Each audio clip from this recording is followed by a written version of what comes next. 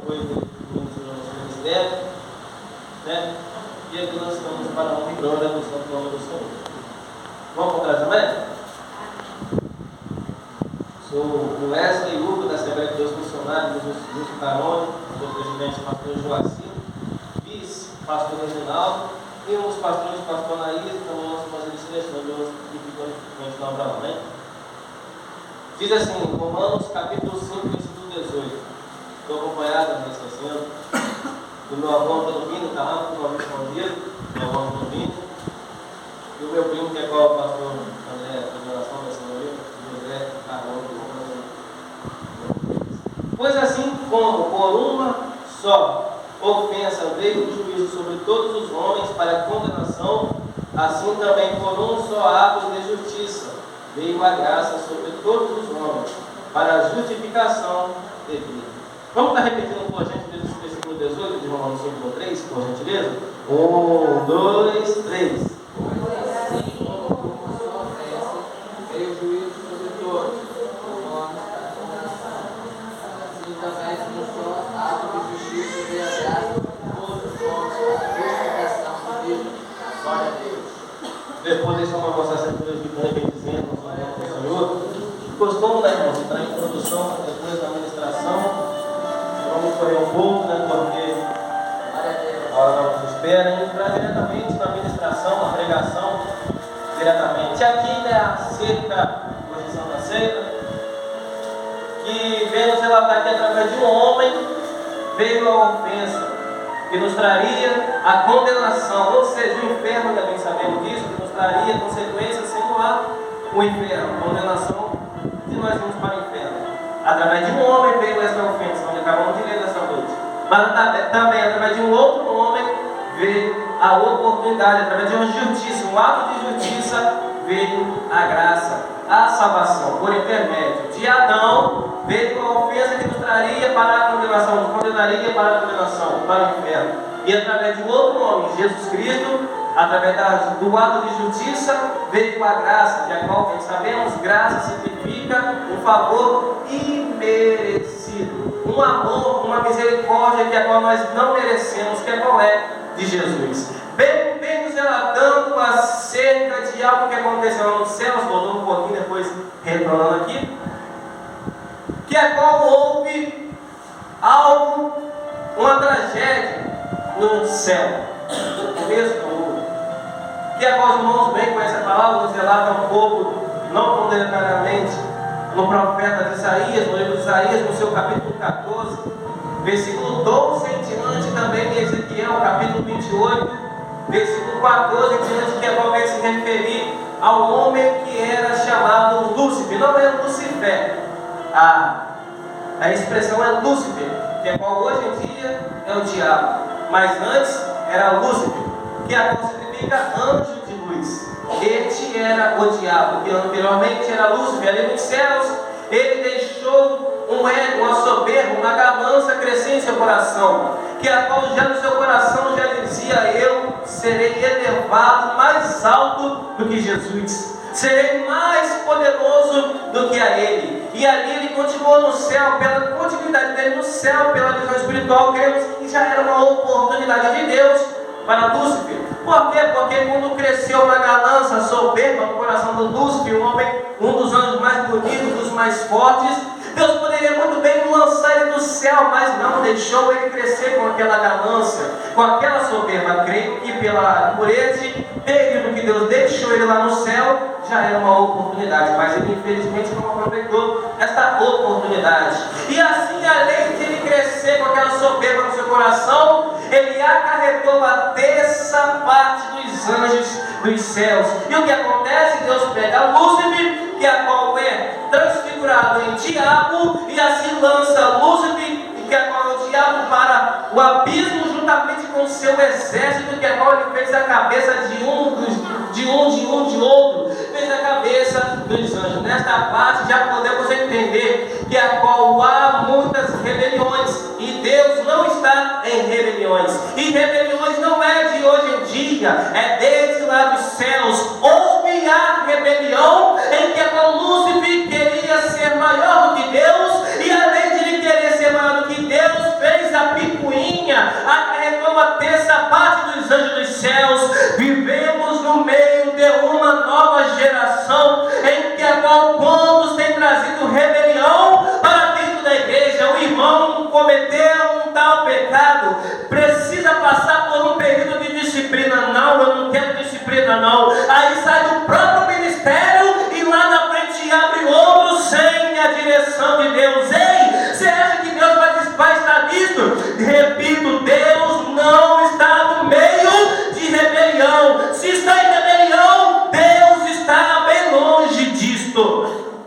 Da mesma forma que Davi foi levantado por Deus para ser rei, novo rei de Israel, substituindo ao rei Saul. E agora vem Absalão, filho do rei Davi, dizendo: ó, aclama aí, grita aí, diz que eu vou ser o rei de Israel no lugar de meu pai. Mas, porém, acarretou um pouco de pessoas ali, igual como a Lúcifer, que é qual é o diabo, e assim clamaram, dizendo: ó, Absalão é rei. Davi foi levantado como rei por Deus. Absalão foi levantado como rei pelos homens. Quando é levantado por Deus, irmãos, pode passar o que for, pode sofrer o que for, pode enfrentar as barreiras que você vai vencer, porque quem está na direção de Deus, Deus dá força, Deus dá sustento, Deus fortalece, Deus capacita. Mas quando está na direção dos homens, quando está com pensamentos precipitados, ei, a pessoa se fortalece hoje, amanhã já sai da igreja, a pessoa volta para Jesus hoje, reconcilia hoje e não consegue se estruturar. Por quê? Porque como o Evangelho de Mateus, no seu capítulo 7, em que agora a mesma palavra que foi para uma casa, foi para outra. Havia dois tipos de casa. Mateus capítulo 7, veio o vento, veio tempestade, veio os mar e rapidamente caiu. Por quê? Porque aquela casa estava edificada sobre areia, mas a outra casa, que a qual estava firmada, edificada sobre a rocha, veio a tempestade, veio os levantes, veio os vendavais, e aquela casa permaneceu de pé. Por quê? Porque ela estava firmada sobre a rocha. A mesma palavra, irmão, pastor Lê, que foi para aquela casa que estava sobre a areia, edificada sobre a areia, é a mesma palavra direcionada que a qual foi direcionada para a casa que estava na rocha. A mesma palavra que foi dita, expressada, explicada para aquele homem que a qual comparada à casa edificada sobre a areia, a palavra não mudou, é a mesma que foi para aquele que estava edificado sobre a rocha. Então, a palavra de um a outro é a mesma. Então, o problema não está na palavra, o problema está em mim. A carne é fraca, você já está há muito tempo já firme. Eu estou começando aí. A palavra é a mesma. O problema não está na palavra, o problema está em nós. Nós que temos que tomar uma decisão exata. Ei, eu vou pegar compromisso com Deus ou vou só de brincadeirinha? Eu vou pegar compromisso com a palavra ou vou dar de qualquer maneira? Ei, a decisão está na tua mão, a decisão está na minha mão. Ah, mas a palavra é muito dura, a palavra é assim assado, a palavra é difícil de se obedecer. Não, a palavra é a mesma, ela é fácil de se obedecer. Tem os impedimentos, tem as tentações, mas a decisão é tua. Você escolhe se pega um compromisso ou não pega. Eu escolho se me posiciono sobre a areia ou sobre a rocha. Prossegue se dizer, Adão peca. Ele desobedece segundo os detalhes, não conheço bem a passagem. Adão falha. Quando Eva é enganada pelaquela serpente, no caso o diabo, Deus disse: olha, de todos os frutos pode comer, porém daquela árvore ali, do fruto dela, não coma. É aquilo que dá ciência ao bem e ao mal. No momento que você comer, no dia que você comer, certamente morrerás e não viverás. E Eva é enganada pela serpente, que a qual, na sua lábia, induziu a Eva a comer daquele fruto, que não era para comer. E assim ela vem e traz para Adão também. Os irmãos conhecem essa passagem. E Deus, que a qual vinha todo o começo do dia, Quando ele vem diferente. Adão, aonde você está, Adão? Ah, Senhor, eu me escondi, ouvi a tua voz e me escondi. Porventura, Adão, comeu do fruto que eu gosto desde que não comesse? Ah, Senhor, foi a mulher que tu me deste. Ela me fez comer desse fruto. Aí tirou a direção de Adão, foi direcionado a Eva. Que isso, Eva? Por que você fez isso, Eva? Ah, foi a serpente que me enganou. Aí foi lá na serpente, a satisfação, quando veio o que é uma resposta, foi de Adão, Eva e a serpente. Aí depois veio o contrário com as consequências, da serpente, Eva e Adão. A pergunta, por que você fez isso, Adão? Ah, foi a mulher, foi, direcionou a mulher, foi a serpente. Aí depois quando veio derramando a consequência, a serpente, você vai se rastejar no chão e não terá amizade entre você e o homem pisará na sua cabeça. Eva, você terá dor de parto. E Adão, você terá que trabalhar para comer o suor do seu rosto. Ou seja, irmãos, aqui na terra seria a nossa eternidade. Não necessitaria de nós nos preparar aqui para subir para o céu, mas aqui seria eterno, mas por causa do pecado de um homem, sofremos tal consequência. As mulheres, pela Bíblia, não está escrito tão assim, mas pela leitura vai nos entender que de repente não teria dor de parto, mas como essa foi a consequência de Deus, tem dor de parto. Ou seja, eles poderiam aproveitar, irmãos, a oportunidade que Deus deu. Lembra que falei, que o Senhor falou, que pelo tempo que Deus deixou Lúcifer ali no céu, já era uma oportunidade, creio eu assim, porque poderia tirar do céu, mas não deixou ele crescer pela soberba, mas não aproveitou a oportunidade. Deus poderia muito bem tirar Adão, Eva e Eva, a serpente do paraíso, do jardim do Éden, mas não, foi lá e tirou satisfação para eles ainda, dialogou, perguntando por que tu fizeste isso. Então creio eu que é uma oportunidade para Adão e Eva. Se Adão e Eva, creio eu, não está escrito, irmão, mas creio eu pela leitura, que se Adão dissesse, Senhor, a mulher que tu me deu que me induziu, mas a culpa foi minha, se ele reconhecesse, irmão, creio eu que talvez Deus daria a oportunidade de nos trazer, não deixar a eternidade aqui no céu ainda. De repente não pagaria pelo que eles fizeram, porque haveria um arrependimento e um reconhecimento, de igual forma Eva. Mas não, foi a mulher que tu me deste, a culpa é dela. Aí, mulher, foi a serpente. Vivemos no meio de uma nova geração, irmão, em que quantas pessoas não reconhecem o seu erro, não reconhecem o seu pecado. Irmão, errar, nós erramos sim, mas devemos nos arrepender, devemos nos reconhecer. Não é para jogar para um, jogar para o outro, não. Senhor, perdão, mas a culpa foi dele. Senhor, perdão, mas a culpa foi dela.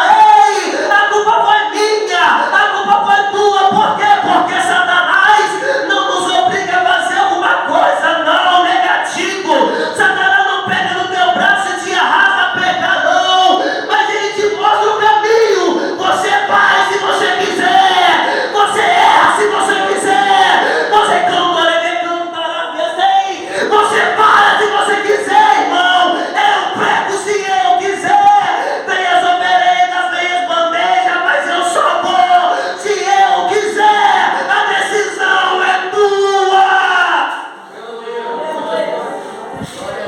Não somos obrigados a pecar. Ele apenas mostra o caminho, mas nós temos a decisão nas nossas mãos. Vou pecar. Não vou pecar. A decisão é nossa. Há um costume que quando alguém peca, antigamente, né, pegava-se um animal, um cordeirinho, para levar até o holocausto aos sacerdotes, para que assim aquele animal, levando aquele que pecou, levando até os sacerdotes, como vocês sabem disso, os sacerdotes colocavam no holocausto, sacrificava, queimava incenso, o fumo, a fumaça daquele animal queimado subia aos céus, e assim estava carimbado, perdoado ou perdoado. Mas quando Jesus desce, irmãos, o cordeiro desce dos céus, já não é necessário mais de pegarmos um animal, um cordeiro, para levar até os sacerdotes, ou no dia de hoje, ao pastor, para que o pastor venha apresentar aquele cordeiro,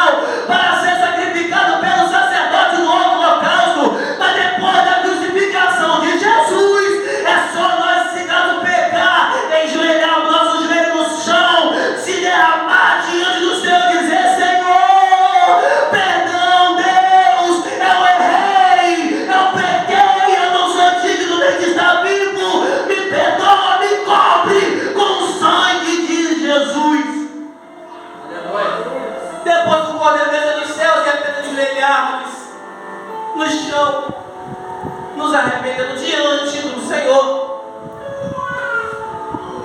Jesus Cristo desceu dos céus, pagou um alto preço por mim e por você. Ele foi massacrado, ele foi injustiçado, irmão. Olha o que fizeram com ele. Jesus, Filho de Deus, sendo Deus também. João 1, primeiro, no princípio era o Verbo, e o Verbo estava com Deus, e o Verbo era Deus. Verbo, Jesus. Não entrava dentro dessa parte, prosseguindo. Jesus Cristo desce dos céus. Ele é traído pelo seu próprio discípulo. Ele é negado pelo seu próprio discípulo. Diversas vezes, fariseus tentavam matar a ele. E o seu próprio discípulo troca ele por 30 moedas de prata. Judas Iscariotes, bem sabemos disso. É assim que acontece: o cordeiro desce dos céus, o pão vivo de João 10, que desce dos céus. Põe Jesus enjoelhado, irmão, licença, e ali brilham os teus olhos. O que começam a fazer? As nuvens enchiam o seu rosto. Pá! Pá! Ainda zombam dele. E aí? Tu não fala que é Jesus, que aí você quer que é filho de Deus? Diz aí agora, quem é que te socorreu? Adivinha? Os olhos vendados, né? E ele, igual Isaías 53, 7, como ovelha muda, não abriu a sua boca.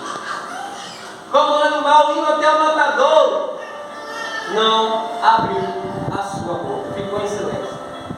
E enquanto Jesus estava enjoelhado, eles botaram um pedaço de cana na sua mão para ele segurar. E enquanto ele segurava, eles estavam preparando uma coroa de espinho na sua cabeça.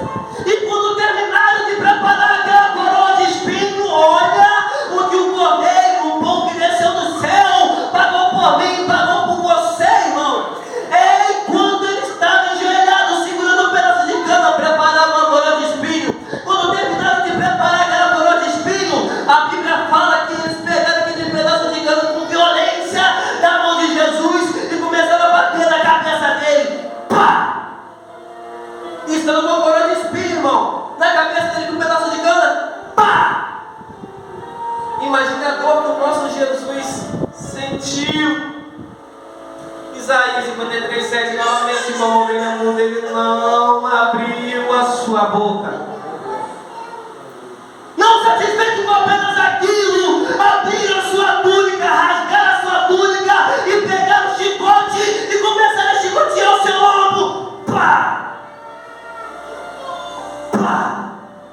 Historiadores dizem que na ponta daquele chicote havia dentes afiados de animais, de leão e pedaços de lâmina. Se for verdade de historiadores, imagine quando eles batiam com aquele chicote e puxavam para bater de novo. Creio que se for verdade de historiadores, do dente de leão afiado e um pedaço de lâmina, quando batiam com aquele chicote no seu ombro e puxavam para bater de novo, já ia rasgando o ombro dele. Era dente de leão afiado, era pedaço de lâmina. Olha o que Jesus pagou por mim e por você. Não satisfeito com apenas aquilo, colocaram o nosso Jesus para carregar uma cruz pesada além da medida dele. Pois quando estava sendo julgado antigamente, quando iria crucificar alguém, era o povo que escolhia quem seria crucificado e quem seria liberado. Pois bem, a Bíblia pode dizer que Pilatos pega Jesus e apresenta ali ao povo, e do outro lado pega Barrabás. Aí ele pergunta ao povo: e aí, povo, o que eu vou fazer com Barrabás? O que eu vou fazer com esse homem Barrabás? E por insultação dos sumos sacerdotes, eles falaram: fala que Barrabás seria solto. Aí eles gritaram: solte Barrabás, solte Barrabás. Aí Pilatos perguntou: e a esse outro homem, que agora era Jesus? E a esse outro homem, que vamos fazer com ele? E por insultação dos sumos sacerdotes, o povo clamaram em alta voz: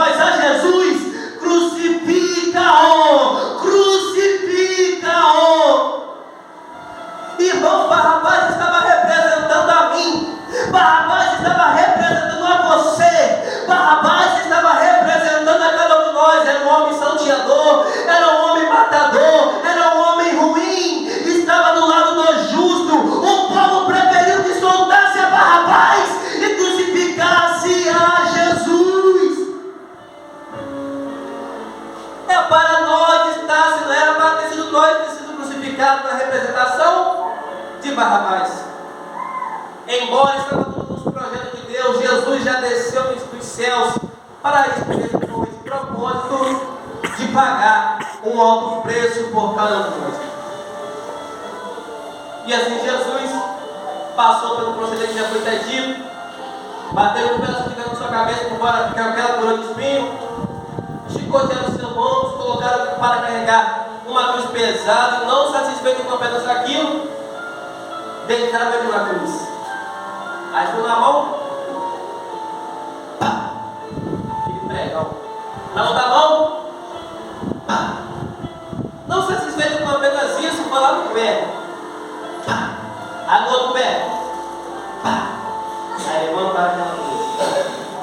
Jesus ficou pendurado na cruz. E ele diz: Eli, lama sabachthani, que é qual? O significado é: Deus meu, por que me desamparaste? Historiadores falam que ele se sentiu desamparado, abandonado por Deus, porque Deus é santo, ele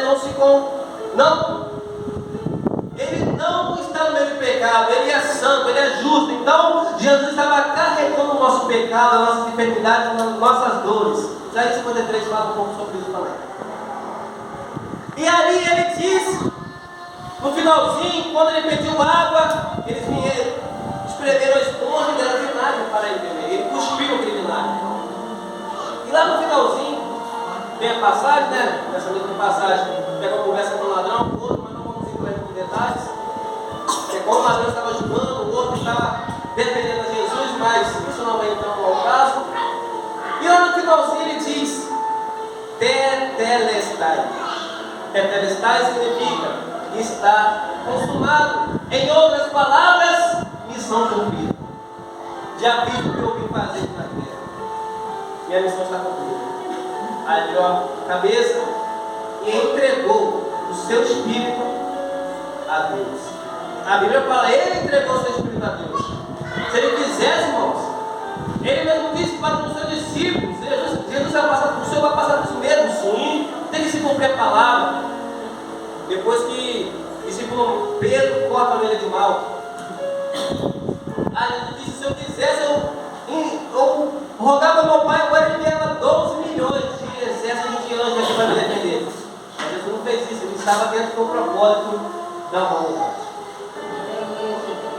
E mesmo ele morto, irmão, olha só, mesmo Jesus morto naquela cruz, veio um camarada e veio com a lança do lado da sua barriga assim, ó, atravessou a lança da barriga de Jesus. A Bíblia fala isso no Evangelho, Mateus, Marcos, Lucas, João.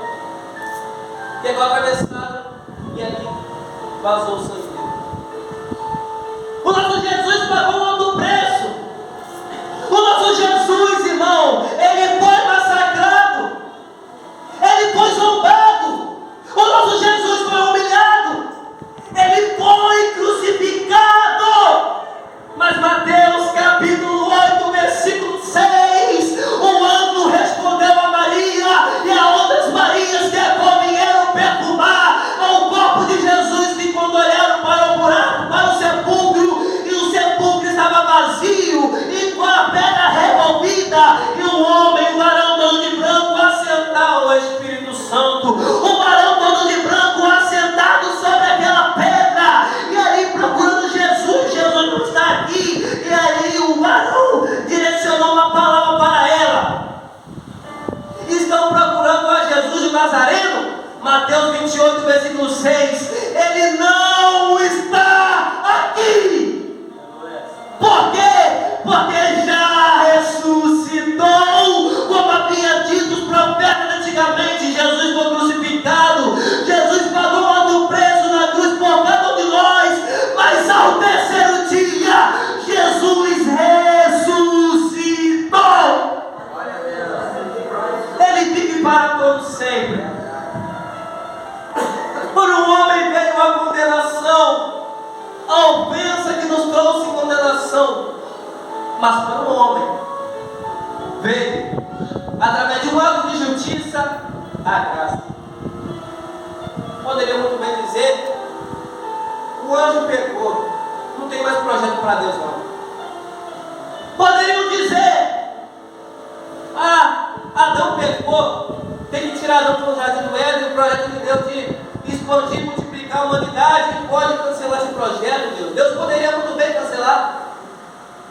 Os povos de Israel diversas vezes decepcionaram ao Pai Celestial, e Deus poderia muito bem dizer: Moisés, eu vou parar por aqui, não vou estender esse povo, mas não, já chega. Mas não, ele prosseguiu com o projeto dele. Josué, esse povo não está merecendo a situação que ele está aqui, não, eu vou parar com o meu projeto da humanidade, mas não. O profeta João Batista, profeta fulano, profeta Elias, profeta Eliseu, Josué, eu vou acabar com o meu projeto, o meu povo está pecando demais, já acabou, Satanás já venceu, Satanás já fez o que ele queria fazer, ele acabou com o meu projeto. Poderia pensar assim: não, Noé, você já pregou para ele, já pregou para esse povo, mas esse povo é obstinado de coração, acabou meu projeto, chega, não vou prosseguir com o meu projeto daqui em diante, não. Mas não, Deus, meus irmãos, perdão, mas não, irmãos. Romanos capítulo 5, versículo 18 foi lido, mas agora no versículo 20. Mas onde abundou o pecado,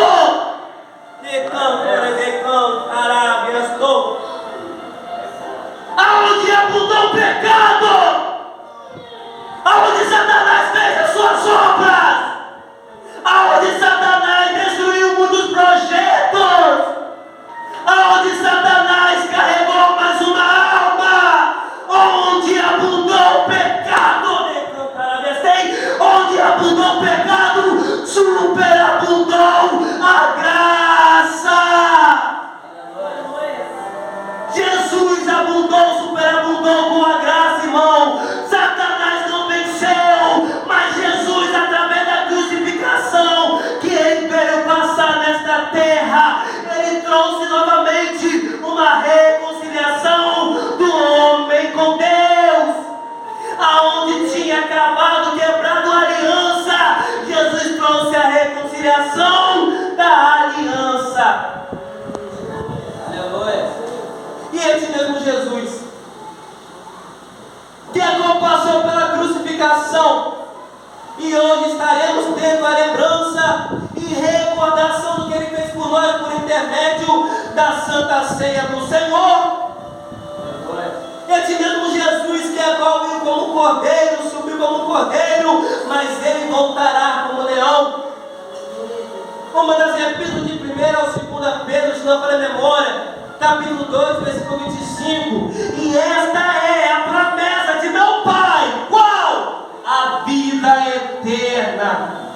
Esse mesmo Jesus irá voltar para arrebatar a sua igreja, que nós vamos permanecer, irmãos, nos santificando, nos purificando, nos lapidando, nos preparando para o arrebatamento, porque o arrebatamento acontecerá a qualquer instante. O arrebatamento será no abrir e fechar de olhos, conforme 1 Coríntios capítulo 15, versículo 52, um abrir e fechar de olhos, onde o suar da última trombeta, os mortos ressuscitarão e nós seremos transformados. Será a qualquer instante, será a qualquer momento, e como está a nossa vida diante do Senhor. Se prepare, irmão, se santifica. Pastor André disse nesta noite: Jesus de fato está voltando. Assim, agradeço a rica oportunidade em nome de Jesus.